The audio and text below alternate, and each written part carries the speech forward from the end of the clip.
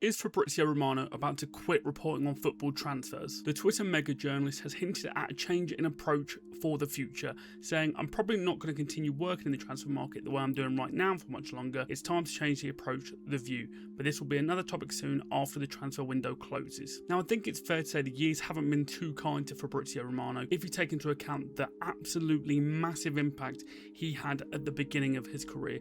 Fabrizio Romano was, the man, the inside man for everyone. I think it's fair to say as the football journalism landscape has changed, so has Fabrizio Romano's real sort of charm and his main qualities. Years ago, when it was just Sky Sports News and, the BBC gossip page, Fabrizio Romano felt like a breath of fresh air. He was, the inside man. He slept 3 hours a night. He was here, there, and everywhere. But as things have gone on, he's not the only one doing this now. And as times evolve, I think he's fallen into the trap of, quantity over quality.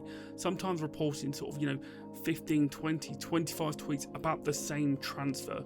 Whereas you've got, his rivals such as David Ornstein, who provide very little detail, but when they happen, they're pretty concrete. You've then got the fact of his "here we go" catchphrase has started to lose credibility over the last few years. And I don't think that's really his fault. Transfers have fallen through, things happen, things change.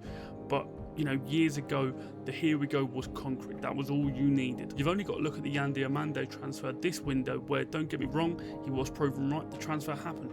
But I think he reported it about 10 days before it actually got sort of agreed, approved, announced, and all that. So while he did get that right, the circumstances around the "here we go" were a little bit premature. And then you've got his spat with Florian Pletterberg about the whole saga. You also had the strange exercise he was doing during the World Cup, where he was tweeting the full-time result before the game had finished.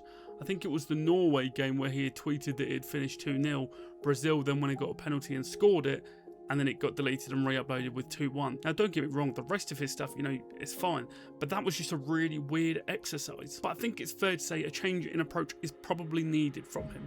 Maybe, less updates. And when I say less updates, I mean meaningful updates. Things that have actually changed, things that are actually, moving, rather than just posting the same things over and over again. But I think it's fair to say Fabrizio Romano, during, his heyday, his prime, was the man, and I don't think anyone can ever take that away from him. It's going to be interesting to see what sort of business model he adopts, but let me know what you think he should do.